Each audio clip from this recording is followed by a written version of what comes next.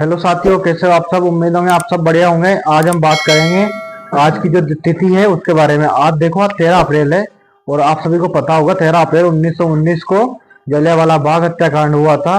और आप सभी को पता होगा इसके पीछे की कहानी, लेकिन आज फिर भी हम इस तिथि के बारे में बात करेंगे।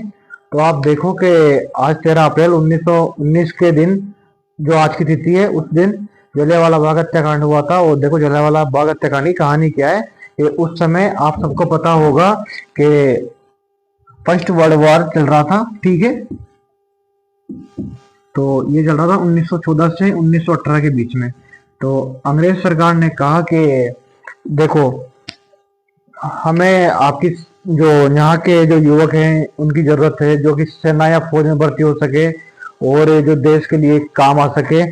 और देखो उस समय आप सबको पता है कि महात्मा गांधी भी हमारे देश भारत में ही थे और उन्होंने बोला कि ज्यादा से ज्यादा जो युवक हैं वो यहाँ इस फौज में भर्ती हो। और अंग्रेज सरकार ने भी ये वादा किया कि जैसे ही फर्स्ट वर्ल्ड वॉर खत्म होगा, यहाँ की जो एक्टिविटीज हैं अंग्रेजों की वो चेंज हो जाएगी।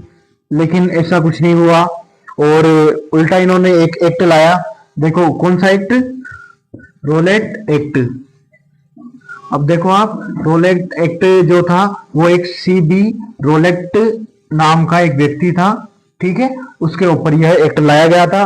और देखो आप कि यह एक्ट भारत में किस नाम से आया? तो यह एक्ट आया भारत में काला कानून के नाम से, ठीक है। और देखो इस एक्ट से तात्पर्य था कि किसी भी हिंदुस्तानी पे या भारतीय पर बिना किसी कारण यहाँ पे लोगों को जेल में डाल सकते थे और यह भी नहीं बताया जाता था कि जेल कौन सी जेल में डाला गया है।